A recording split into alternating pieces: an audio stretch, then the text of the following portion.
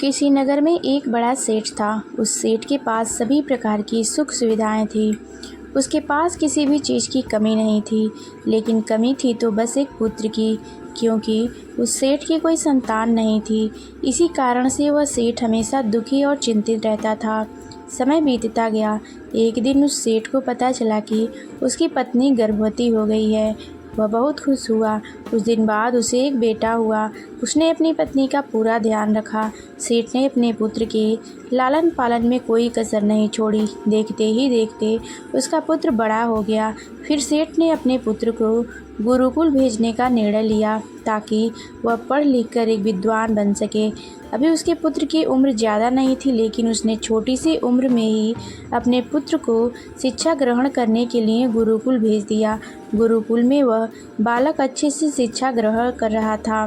शिक्षा ग्रहण करते हुए वह एक बहुत बड़ा विद्वान बन गया। गुरुकुल के सभी लोग, विशेष रूप से उसके गुरु, बहुत खुश थे कि उसने छोटी सी उम्र में ही सारा ज्ञान अर्जित कर लिया था। समय कब बदल जाए यह किसी को पता नहीं होता।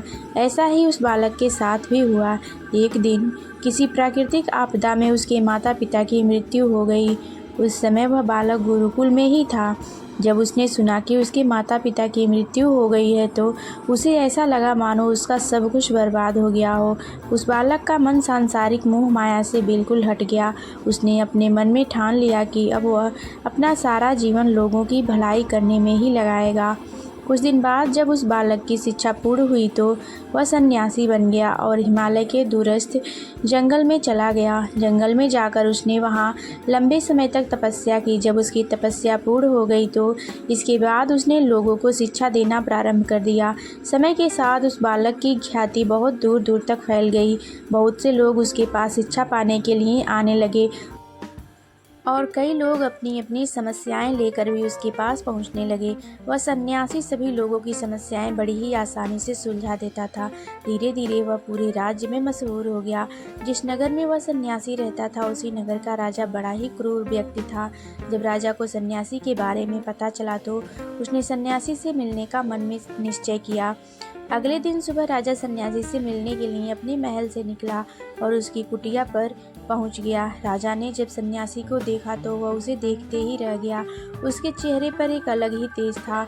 जब राजा सन्यासी के पास पहुंचा तो उसे अपार शांति का अनुभव हुआ।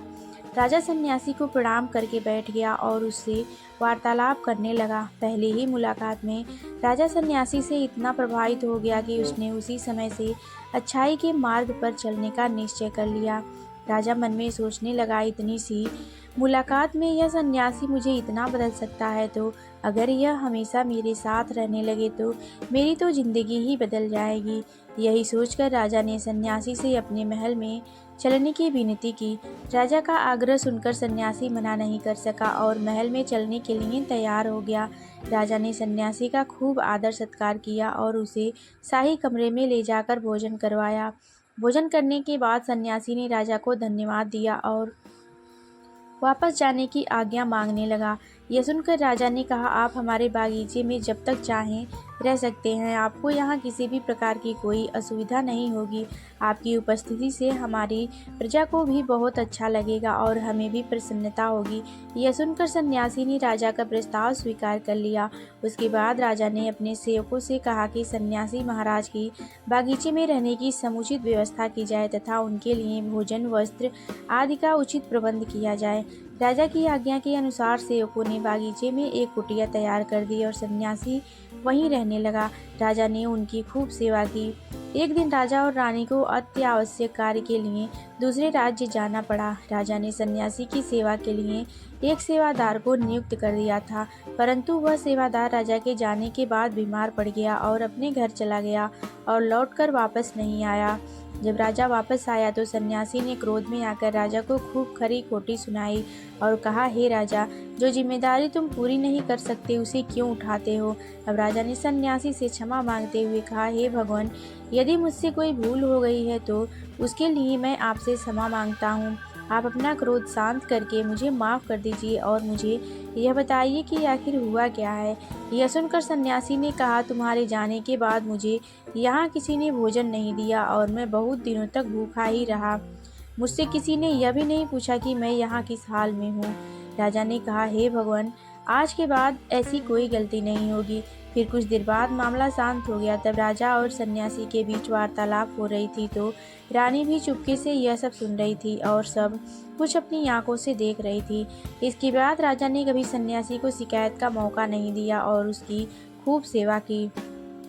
परंतु कुछ दिनों के बाद ही फिर राजा को किसी कार्य के लिए अपने राज्य से बाहर जाना पड़ा। लेकिन इस बार राजा ने जाने से पहले अपनी रानी से कहा, जब तक मैं वापस नहीं आता तब तक तुम स्वयं इस सन्यासी की देखभाल करोगी। यह सुनकर रानी ने कहा, जी महाराज, आप बिल्कुल निश्चिंत होकर जाइए, मैं सन्यासी महाराज की अच्छे से देखभाल करूंगी। उस दिन से रानी रोज भोजन बनाकर सन्यासी महाराज को दे आती थी। लेकिन एक दिन रानी नहाने के लिए चली गई और सन्यासी को भोजन देना भूल गई। सन्यासी ने काफ़ी देर तक भोजन का इंतजार किया, लेकिन जब भोजन नहीं आया तो वह सोच में पड़ गया कि आज भोजन क्यों नहीं आया। इसके बाद उसने सोचा कि वह खुद महल में जाकर देखेगा कि भोजन क्यों नहीं आया। फिर वह महल पहुंच गया। जब वह महल में पहुंचा तो वहां उसकी नज़र रानी पर पड़ गई। रानी के लंबे लंबे काले बाल जो उसकी कमर पर लहरा रहे थे और रानी की आंखें जो उसे देखने मात्र से ही सम्मोहित कर गई। रानी के इतने सुंदर रूप को देखकर वह सन्यासी चकित हो गया और रानी की सुंदरता सन्यासी के मन में बस गई। वह वहां से बिना कुछ कहे ही अपनी कुटिया में वापस लौट आया। सन्यासी रानी के सुंदर रूप को भुला नहीं पाया। अब वह खाना पीना छोड़कर अपनी कुटिया में कई दिनों तक कुछ भी नहीं खाया, जिसके कारण वह बहुत कमज़ोर हो गया। फिर कुछ दिनों बाद जब राजा वापस लौटे और उन्हें सन्यासी की हालत का पता चला तो वह सीधे सन्यासी के पास पहुँचे और बोले, हे भगवान, क्या बात है, आपको क्या हो गया है और आप इतने कमज़ोर कैसे हो गए हैं? आखिर आपको किस बात की चिंता है और किस गहरी सोच में आप डूबे हैं? क्या मुझसे कोई अपराध हो गया है? तब सन्यासी ने कहा, नहीं राजन, आपसे कोई भूल नहीं हुई है। और यह सुनकर राजा ने कहा, तो फिर क्या बात है, आप मुझे बताइए, मैं आपकी परेशानी जरूर दूर करूँगा। यह सुनकर सन्यासी ने कहा, हे राजन, मैं आपकी रानी के सुंदर रूप को देखकर उनकी सुंदरता के मोह में पड़ गया और मैं आपकी रानी के बिना जीवित भी नहीं रह सकता। यह सुनकर राजा हैरान हो गया और कुछ देर सोचने के बाद राजा ने सन्यासी से कहा, मैं आपको रानी दे दूंगा। यह सुनकर सन्यासी बहुत खुश हो गए और राजा सन्यासी को लेकर महल में चले गए। फिर राजा रानी के पास पहुंचे और रानी से कहा, आपको सन्यासी की मदद करनी चाहिए, यह बहुत कमज़ोर पड़ गए हैं और मैं नहीं चाहता कि किसी ज्ञानी पुरुष की हत्या का कलंक मेरे सिर पर लगे। क्या आप यह पाप अपने सिर पर लेना चाहेंगी? यह सुनकर रानी ने राजा से पूछा, आखिर यह सन्यासी के दुख का कारण क्या है? तो राजा ने रानी से कहा, सन्यासी आपकी अद्भुत सुंदरता के दीवाने हो गए हैं। यह सुनकर रानी ने कहा, राजन, आप चिंता मत करिए, अब आप सब कुछ मेरे ऊपर छोड़ दीजिए। मुझे पता है कि अब मुझे क्या करना है।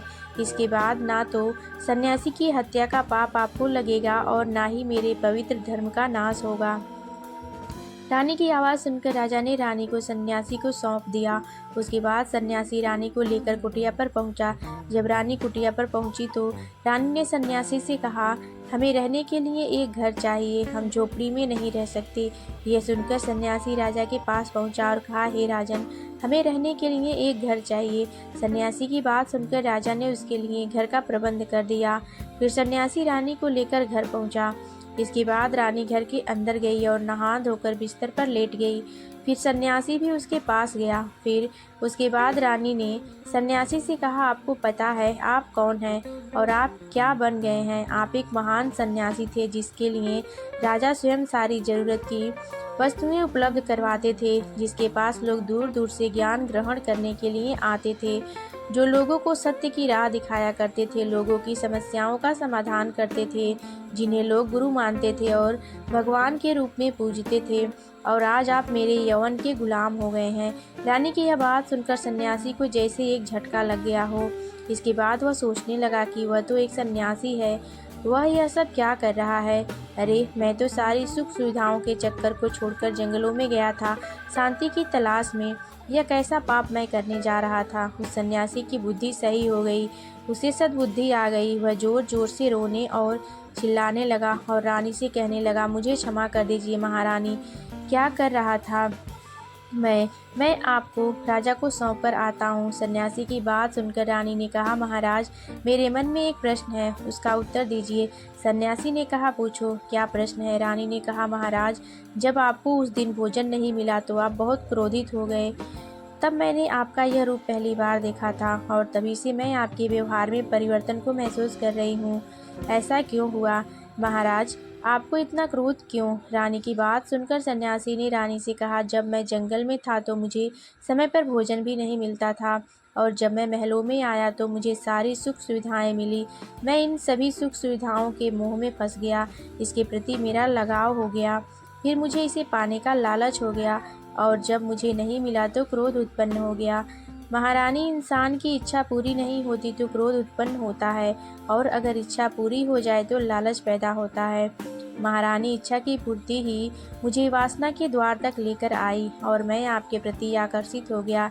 इसके बाद वह सन्यासी रानी को लेकर राजा के पास गया और बोला, राजन, मुझे क्षमा कर दीजिए, मुझे अपनी गलती का एहसास हो गया है।